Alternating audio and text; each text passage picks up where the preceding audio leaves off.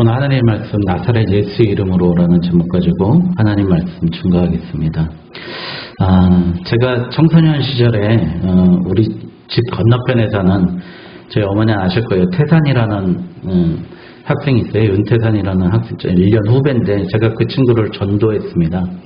전도해서 그때 많은 부흥의 능력을 받습니다. 여러분 그때 설립 예배 드릴 때 보셨던 우리 서창희 전도사도 그때 만난 친구고요. 그래서 그때 약 한 20-30명 학생들이 한 명도 없다가 많이 모이는 은혜를 경험했습니다. 그때 그 친구가 했던 얘기가 저한테 아직도 기억이 납니다. 예수 믿는다는 게 혹시 세뇌가 아닙니까? 이렇게 물어보는 거예요. 세뇌 아닙니까?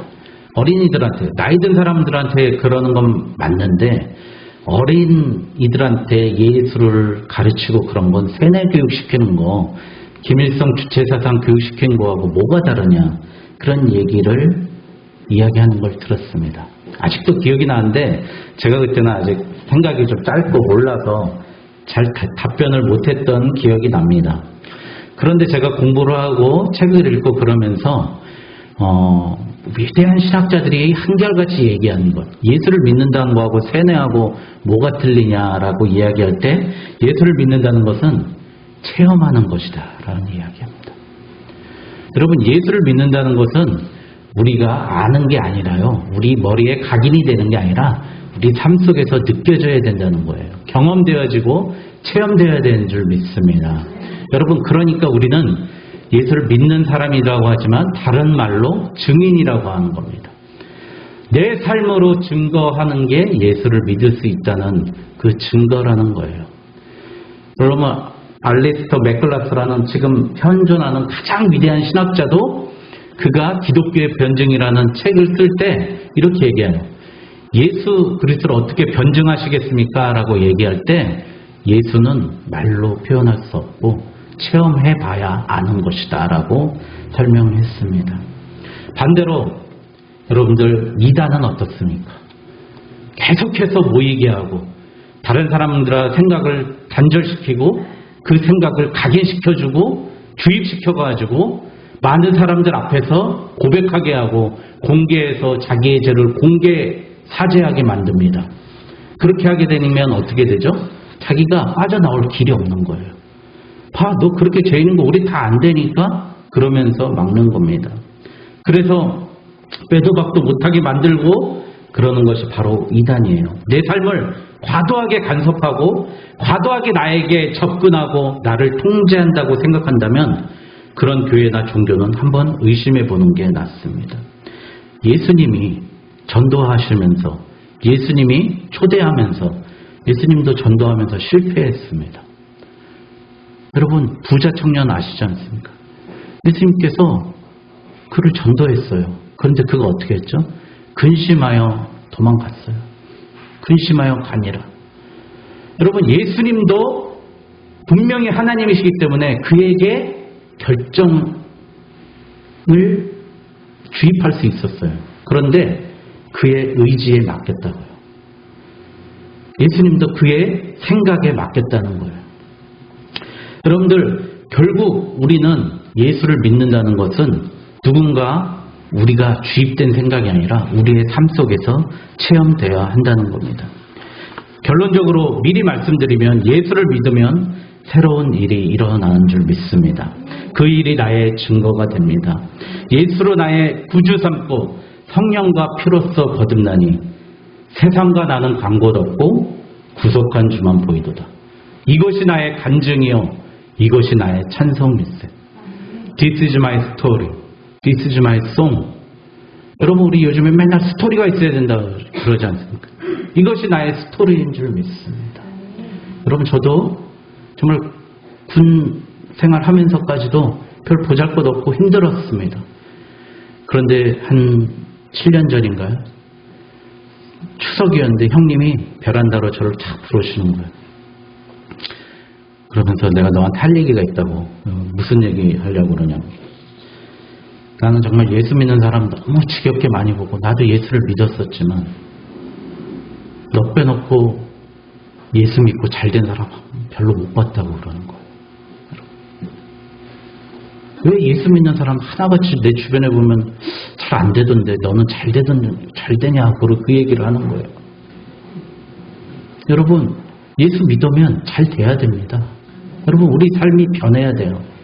우리 올해 표어가 뭐죠? 내 삶이 변하는 교회입니다.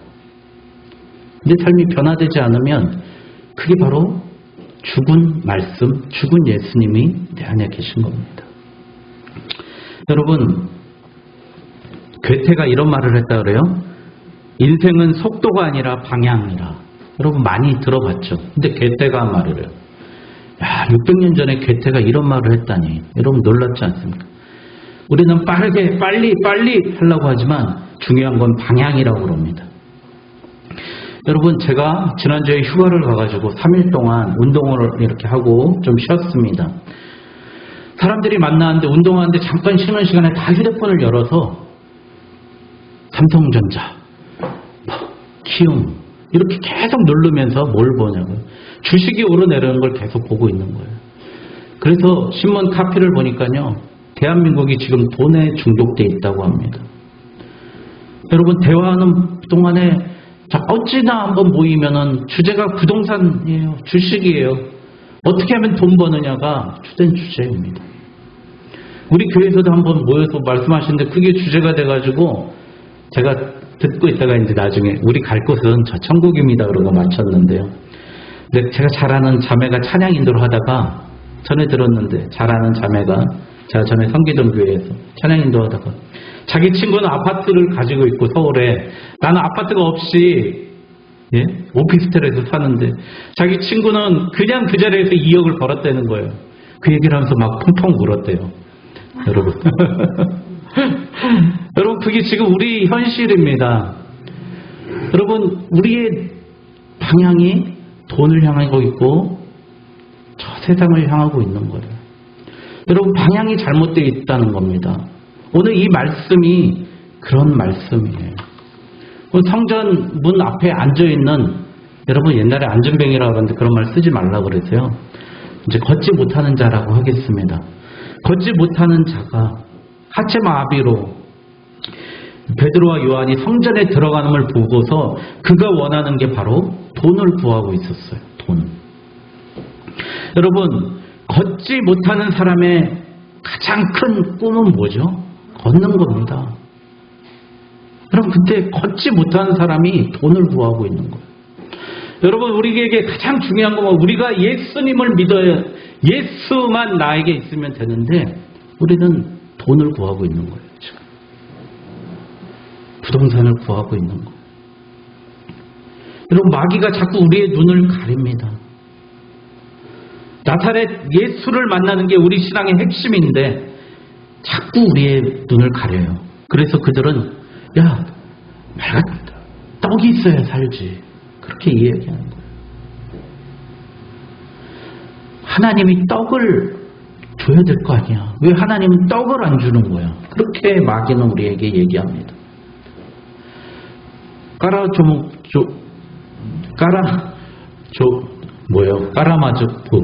까라마조프가의 형제들. 예. 이름도 어려워요. 이름도 어려워요. 도스토옙스키, 까라마조프가의 형제들에서 대신문관이 이렇게 얘기해요. 당신은 왜 돌을 떡으로 안 만들어서 떡으로 만들어갖고 배고픈 사람들한테 다 나눠주면 당신한테 절하고 당신을 섬길 거 아닙니까? 라고 그렇게 대신문관이 예수님을 처형하기 전에 그렇게 고문을 합니다. 신문을 합니다. 왜 빈곤을 주면서 고통스럽게 하는가? 당신이 이제 다 왕이 돼서 통제하면 되지 않는가? 이렇게 물을 때 예수님은 사람은 그런 존재가 아니다 라고 대답합니다. 떡으로 사는 게 아니라 사람은 하나님의 입에서 나오는 하나님의 말씀으로 사는 이야기합니다. 우리가 떡을 구하는 존재라면 우리는 하나님께 영광을 돌릴 수 없는 존재입니다. 여러분, 우리는 노예에 불과한 거예요. 하나님이 우리에게 떡을 주기 때문에 우리는 떡으로 만족을 느끼는 사람이에요. 우리는 하나님으로 만족을 느껴야 되는데 떡으로 만족을 느끼는 거예요. 여러분, 제주도 그 하나 아쿠아 플래넷 거기 가보니까요.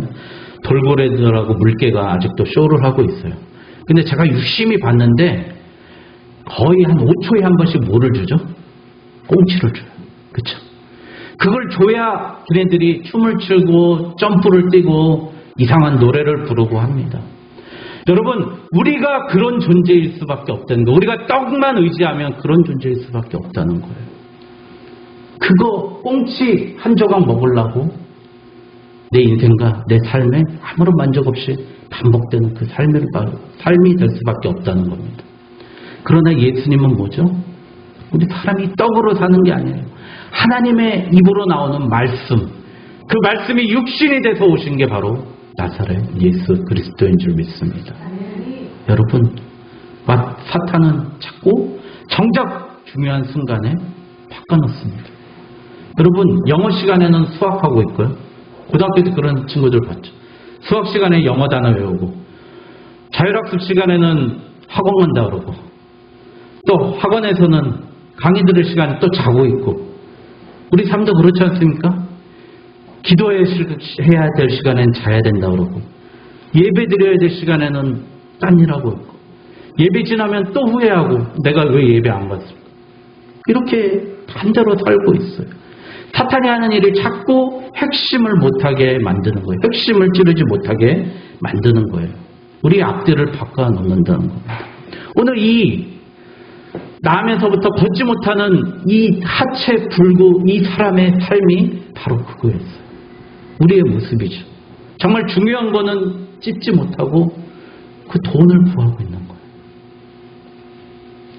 6절에 베드로와 요한이 이렇게 말합니다. 은과 금은 내게 없거니와 내게 있는 것으로 내게 주노니 곧 나사렛 예수 그리스도의 이름으로 일어나 걸으라. 여러분, CCC에서는 이게 있어요. 대학 선교에서 백문일답이라고 있습니다. 당신의 주인은 누구이십니까? 그럼 예수 그리스도입니다. 모든 대답을 예수 그리스도로 하는 겁니다. 여러분, 당신은 누굴 사랑하십니까? 여러분 따라해 보십시오. 당신은 누굴 사랑하십니까? 예수 그리스도입니다. 당신의 주인은 누구십니까? 예수 그리스도입니다. 나를 천국으로 인도할 분은 누구십니까? 예수 그리스도입니다. 백문일답이에요. 여러분, 그 예수 그리스도가 그 마음에 오지 않으면 100가지 일을 한다 한들 다 헛된 일인 겁니다. 여러분, 이렇게 물을 수 있어요. 누군가 나를 찾아와서 당신 예수 믿는 당신의 삶이 예수를 믿지 않지만 도덕적이고 성숙하고 거룩한 사람과 어떻게 다르냐고 묻는다면 여러분들 뭐라고 대답하셔야 됩니까? 내 안에는 누가 있다고요? 예수 그리스도가 있습니다. 대답해야 됩니다. 우리에게는 예수 그리스도가 있기 때문에 우리의 삶이 세상적으로 성공한 사람과 다른 삶이라는 거예요. 우리가 성령 충만하고 하나님 앞에 정말 가고 싶은데 가로막고 있는 것이 바로 내 자신의 자괴감 때문 아닙니까?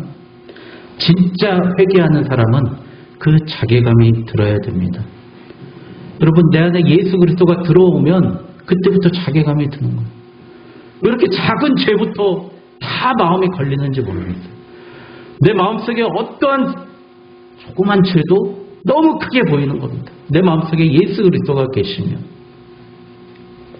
베드로는 자기가 닭 울기 전에 3번 부인하면서도 그것도 계집 종에게 부인하면서 더 이상 나는 하나님께 나아갈 수 없다고. 그런데 예수님은 그때 베드로에게 오신다는 거죠. 여러분, 내가 하나님께 예배 드릴 만한 사람이라고 생각할 때 예수님 계시지 않습니다. 예수님이 원하시는 것은 이 자리에 상한 심령을 원하신다는 거예요. 오늘 특성하신 것처럼 은혜 아니면 우리 이 자리에 올 수 없습니다.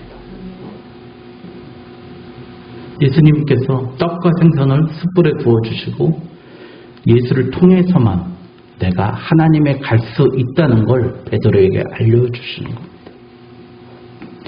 여러분, 나에게 더 이상 대안이 없을 때 그때가 가장 예수님 하나님께 더 가까이 갈 수 있는 그런 시간입니다. 여러분, 동문서답만 했지 않습니까? 베드로 맨날 잠만 잤지 않습니까? 근데 그가 어떻게 그렇게 바뀌었습니까? 그들 마음에 예수가 주인으로 자리 잡고 있었기 때문에 오늘 이 위대한 말을 할 수 있었습니다. 그 텅 빈 마음속에 예수의 부활을 경험하니 그들은 성령 충만함을 받을 수 있었습니다. 베드로가 한 번 설교할 때 몇 명이 회개하고 돌아왔다고요? 3,000명이 회개하고 돌아왔습니다. 여러분, 그 능력이 바로 마가의 다락방의 성령의 임재였습니다. 여러분, 예수님께서 분부한 게 뭐였죠? 예수님 분부한 게 있어요. 예수님이 이제 40일 동안 보이시고 승천하시면서 분부한 내용이 네 자리를 예루살렘에 머물러 있어라 그랬습니다. 여러분, 머물러 있으셔야 됩니다. 이리저리 흔들리고, 저도 얼마나 많이 흔들렸는지 모르겠어요. 그런데 이리저리 흔들리다가 머물러 있으니까 끝장을 볼 수 있는 줄 믿습니다. 여러분, 머물러 있어야 돼요. 오늘도 예배에 온다 그랬다, 안 온다 그랬다, 다시 온다 그랬다, 안 했다. 그러면 저 힘들어 죽겠어요, 정말. 예? 좀 희망 고문 좀 하지 마세요, 저를. 예? 엉덩이가 이리 들썩 저리 들썩. 여러분, 하나님께서 최초로 저주하였던 사람이 가인이에요. 가인에게 하나님께서 하셨던 말씀, 너는 유리하는 자가 될 것이다. 이리저리 떠도는 사람이 된다는 거예요. 여러분, 예수님도 승천하시면서 너희들한테 내가 약속한 성령을 곧 부어준다고 그랬는데 어떻게 하라고요? 예루살렘에 머물러 있으라. 주님의 성전에 머물러 있을 때 우리에게 하나님의 성령이 임한 줄 믿습니다. 여러분, 제발 흔들리지 마세요. 머물러 계세요. 제발 끝장을 보십시오. 여러분, 우리 마음이 왜 두렵습니까? 왜 내게 무슨 큰일이라도 벌어질 것 같고 그렇습니까? 여러분, 내 마음이 성전에 자리 잡고 있지 않기 때문입니다. 여러분, 테레사 소녀가 이런 얘기를 했대요. 기도는 무능력에서 시작된다. 그렇지 않다면 기도할 필요가 없을 것이다. 여러분, 두 번째 머물고, 두 번째 그들이 기도했습니다. 베드로와 그 12 제자들이 모여서 기도했어요. 그들이 그렇게 기도할 수 있는 이유는 뭐죠?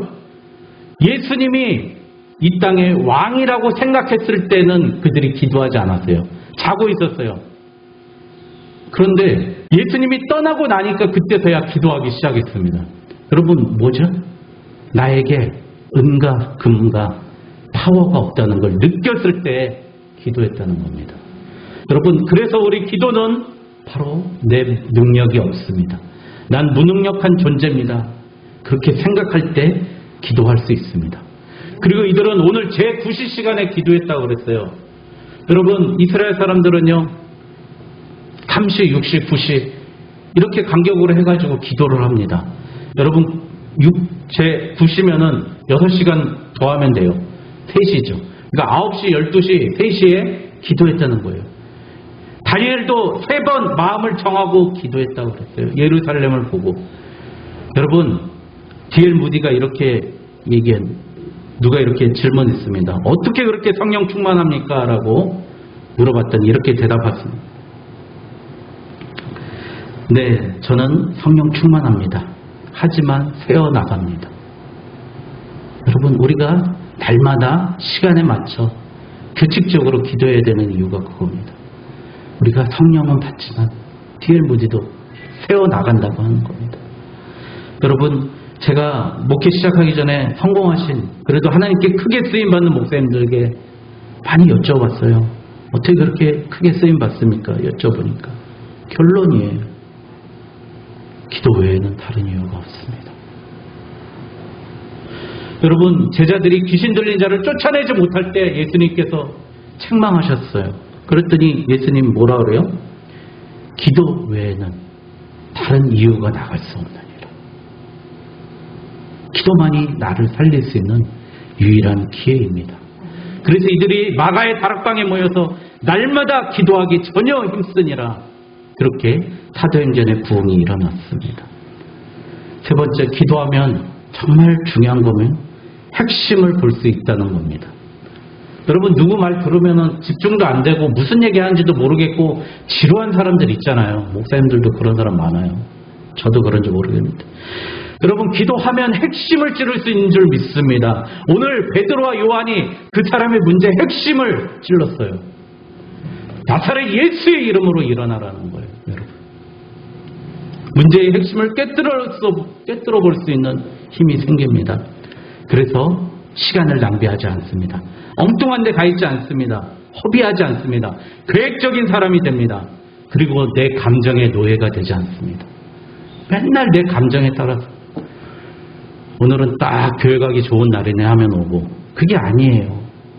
우리는 내 삶과 내 모든 것이 하나님의 계획 속에서 움직여진다는 걸 알게 됩니다.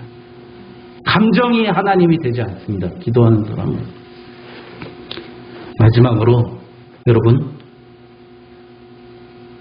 오늘 부흥의 이 능력이 나타나게 되면 어떤 모습이 되냐? 내가 예수가 되는 줄 믿습니다. 여러분, 내 안에 예수 그리스도가 계시기 때문에 이제는 내가 사는 것이 아니요 내 안에 그리스도가 사는 것이다. 갈라디아서 2장 20절.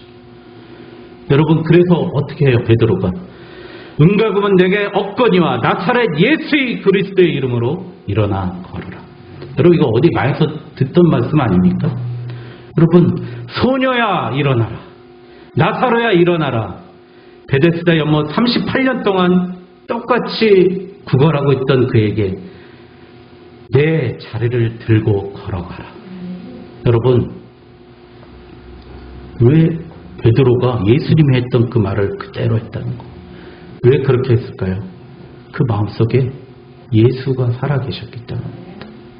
우리 입술에 이제 예수님의 말을 그대로 했으면 좋겠습니다. 나사렛 예수의 이름으로 고쳐주시옵소서가 아니라 나사렛 예수의 이름으로 일어나 걸으라! 세상에 강력하게 외쳐야 됩니다. 여러분, 우리는 이제 마음속에 나는 죽고 예수로 사는 인생이 이제 되는 겁니다. 내가 예수가 되는 삶이 우리의 최종 목적입니다. 오늘 기독교의 핵심이 무엇입니까? 예수의 이름으로 일어나 걸으라는 것입니다. 걱정 말고 다시는 헷갈리지 말고 이제 나만 바라보라.